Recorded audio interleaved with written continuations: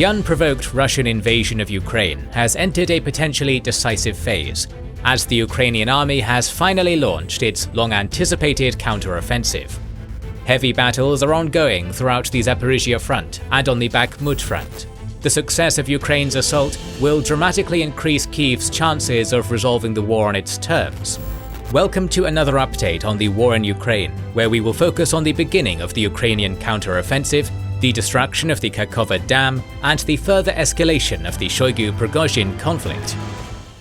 Nobody likes sponsors cutting into the video's flow, but a channel like ours can't survive without sponsors. At some point, we'd like to stop relying on the sponsors and present our videos sponsor-free to everyone. To do that, we need at least 10,000 YouTube channel members and patrons. Your kind support is always appreciated. We would not be able to create so many videos without you.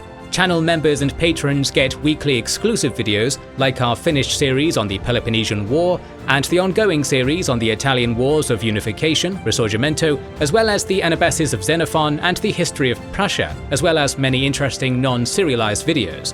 Our supporters also get our schedule, early access to the videos, access to our exclusive Discord, and much more. Thank you for supporting us.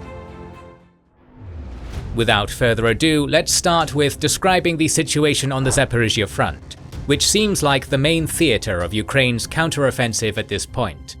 The situation on this front is extremely fluid at the time of writing this script, with sources providing conflicting reports on the situation on the battlefield. On June 4th, Russian sources started reporting about Ukrainian assaults on this front. They claimed the Ukrainian forces were attacking the Vremyevsky salient south of Velika Novosilka. The 23rd Mechanized Brigade and the 110th Territorial Defense Brigade reportedly liberated Novodorivka, while the 68th Jaeger Brigade took control of Neskuchna. The Ukrainians also reportedly took control of Novodonetska, but were eventually repulsed by the 37th Motor Rifle Brigade. Other sources claimed that the Ukrainian advance on June 4th was only minor and extremely costly. On June 5th, heavy battles in the same section continued without much success for the Ukrainian army, even though the US officials reportedly told the media about a 5 to 10 kilometer penetration by the Ukrainians at an unspecified section of the front on the first day of the counteroffensive. Still, since the Ukrainian government urged informational silence regarding the counteroffensive, the Russian military bloggers dominated the information scene, particularly in the first few days of the Ukrainian attack.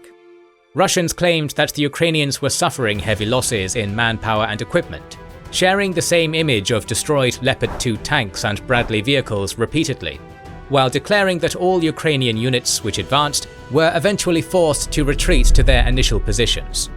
But eventually, pro-Ukrainian sources became more active in the information space, sharing images and footage proving their advance. On June 8th, it was reported that the Ukrainian units gained ground south and southeast of Mala Tokmachka, towards Robotna, and in Lobkova on other axes of assault in the Zaporizhzhia front. On June 9th, Ukrainian sources reported that the 130th Reconnaissance Battalion and the Bravo team of the Special Forces liberated Lobkova. On June 10th, further advance of the Ukrainian army, achieved in an unspecified period between June 5th to 10th, was reported. The 68th Jaeger Brigade entered the villages of Blahodashna and Storozhova, while the 35th Marine Brigade reportedly liberated Makarivka and advanced on Yorozhaina. On other axes in the Zaporizhzhia Oblast, the Ukrainians reportedly gained ground south of Lobkova and towards Robotyne. In the following days, Russian sources claimed that the Ukrainian units were repulsed from Robotyne. They reported about a major Russian counteroffensive of the 127th Motor Rifle Division in the Velika Novosilka section, but could not provide any evidence of their advance. Rainy weather has prevented active offensive operations since June 13th, and no territorial changes were reported in this period. How can we assess the Ukrainian counteroffensive on the Zaporizhzhia front so far? Ukraine is attacking on 3 different axes, and so far, their biggest success has been in the Velika Novosilka section, where they advanced for around 10 kilometers after a week of active fighting.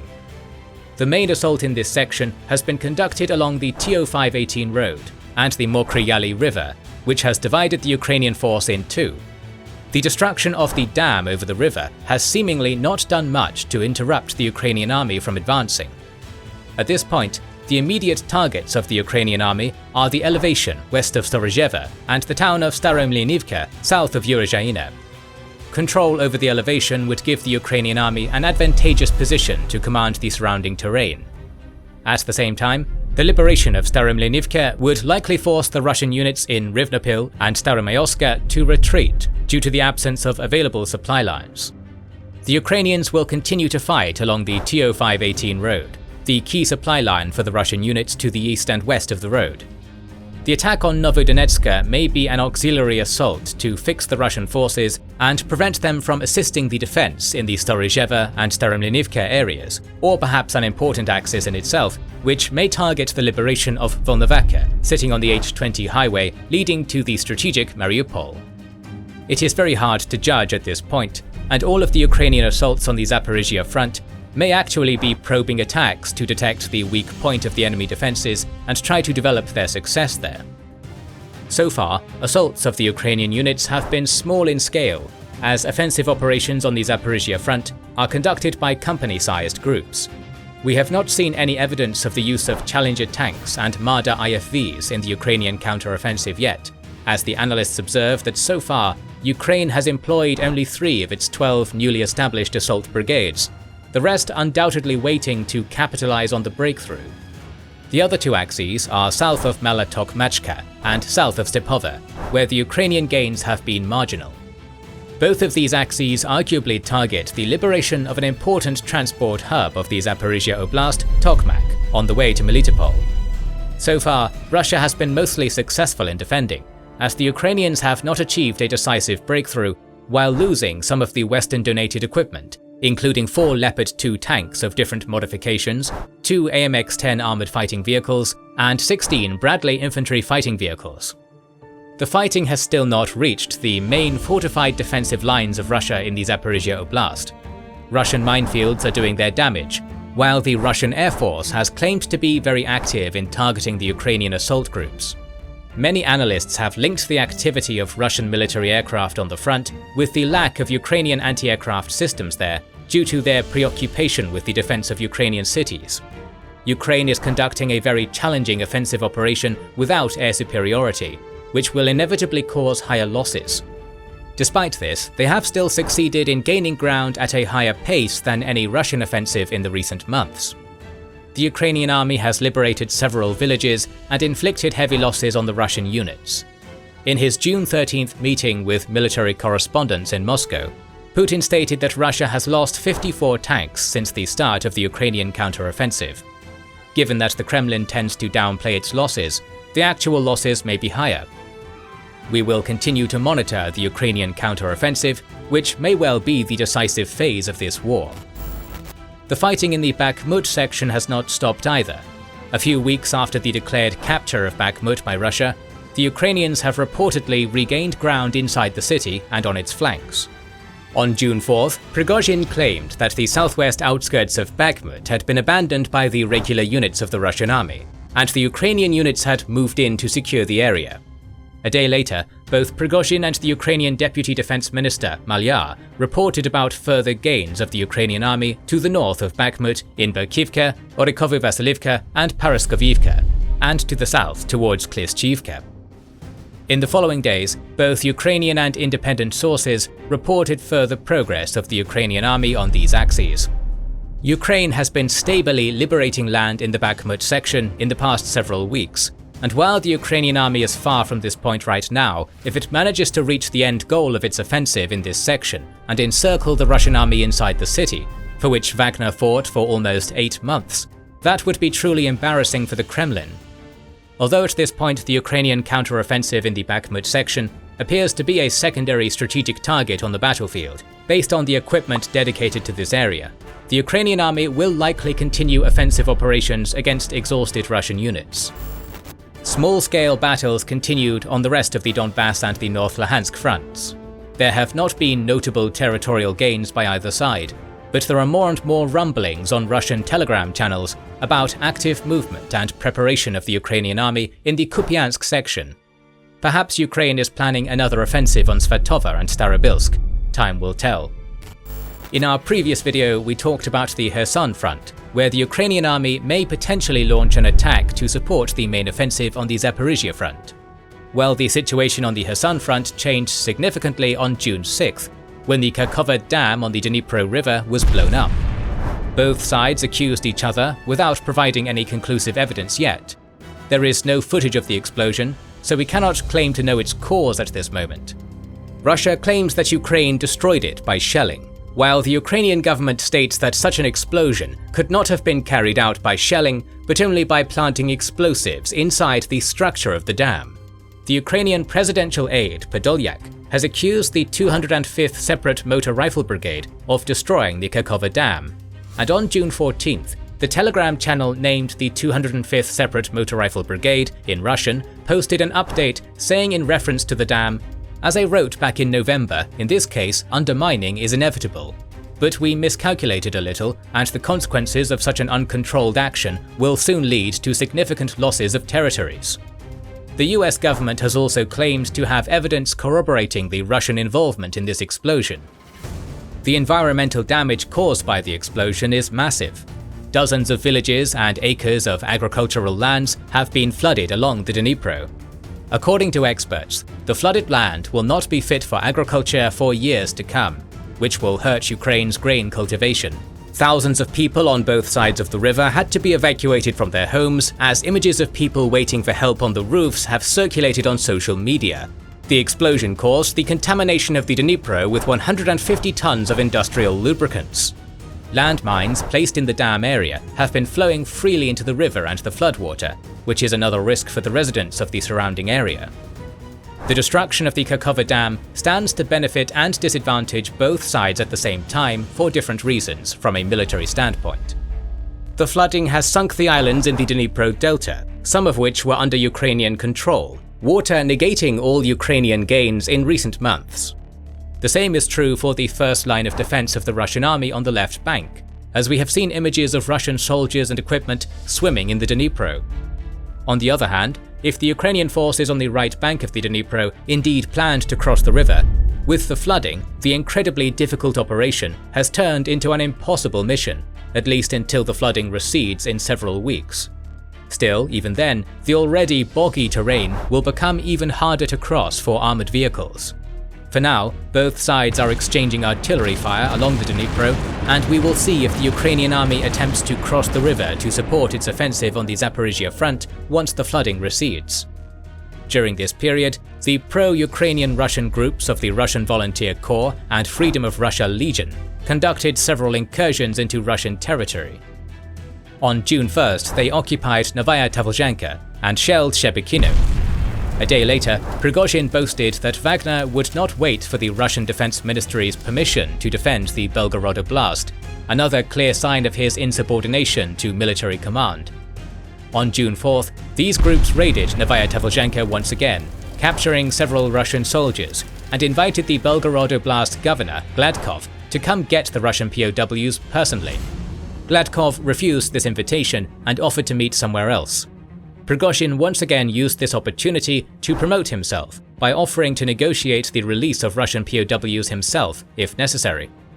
Video evidence of the return of Novaya Tavlzhanka to Russian control came only on June 6th. But this is not the biggest story about the conflict between Prigozhin and the other members of the Russian elite. First, at the beginning of the month, the Russian MP and one of the commanders of the pro-Kadyrov forces operating in Ukraine, Adam Delimkanov, invited Prigozhin to meet in a rather aggressive manner, accusing him of discrediting the Russian army in front of the whole world. This led to a response from the usually secretive supposed founder of the Wagner Group, Dmitry Utkin, in which he reminded Delimkanov that they fought on different sides during the First and the Second Chechen Wars. It is worth reminding that Delimkanov's boss, Ramzan Kadyrov, earlier sided with Prigozhin in criticizing some of the Russian generals like Lepin, but he has apparently switched sides now. The situation escalated further when on June 14th, Ukrainian and Russian sources reported the killing of Delimkanov. The commander of the 72nd Motor Rifle Brigade, Roman Benevitin, who was earlier captured by the Wagnerites, beaten and forced to admit on video that he ordered to fire on Wagner troops previously due to his personal animosity against the mercenary group, accused Prigozhin of giving up Delimkonov's position to the Ukrainians. Kadyrov later claimed that Delimkonov is alive, but let's go back to the reported skirmish between Wagner and regular units of the Russian army. On June 2nd, Prigozhin accused the Ministry of Defense of placing landmines on Wagner's way back from Bakhmut. Prigozhin claimed that Wagner units fought with a regular unit of the Russian army in Zaporizhzhia after trying to prevent them from laying landmines in the rear of Wagner. This is beyond scandalous. For all their problems on the battlefield, now the Russians are apparently fighting each other in Ukraine as well, which shows the level of chaos on the ground. Prigozhin clearly deems himself invincible and does not fear escalating his conflict with Shoigu by accusing the MOD of laying mines and fighting against Wagner, while capturing and torturing a lieutenant colonel of the Russian army, a commander of a brigade. The Ministry of Defense responded by declaring a decision to subordinate all volunteer units under the centralized army command. Prigozhin has already stated that Wagner is not going to sign any contracts with Shoigu. Several other units, including the pro-Kadyrov Akhmet, have already signed contracts with the Ministry of Defense, and Prigozhin has only two options now: either yield to Shoigu's demand and risk his position as the leader of Wagner, or deepen the conflict with the Ministry of Defense. While Russia is trying to maintain its military production by getting sanctioned goods through Armenia, Georgia, Kazakhstan, Turkey and UAE, according to the US head of the Office of Sanctions Coordination of the State Department, James O'Brien, Ukraine continues getting public support from its Western allies. On June 1st, the Pentagon declared that it would buy Elon Musk's Starlink satellite services, crucial for Ukrainian military communication. The United States has also pledged $2.1 billion worth of military aid on June 9th and $325 million worth of military aid on June 13th, which included 10 Stryker armored fighting vehicles, 15 Bradley infantry fighting vehicles, more Stingers, Javelins, artillery shells, Patriot munitions, and Tau missiles. There has also been notable progress with regards to provision of Western-made fighter jets in this period. Zelensky has claimed that he reached an understanding about the number of Western-made jets that Ukraine may get from its European partners. On June 15th, NATO Secretary-General Stoltenberg claimed that Ukrainian pilots had already started training on F-16s. Ukraine will also receive 20 Marder infantry fighting vehicles from Germany, while Belgium pledged 105mm shells worth $32.4 million. The Danish foreign minister has also pledged more shells and ammunition to Ukraine worth $36 million. During his visit to Kyiv, Canadian Prime Minister Trudeau announced a military aid package worth 500 million Canadian dollars.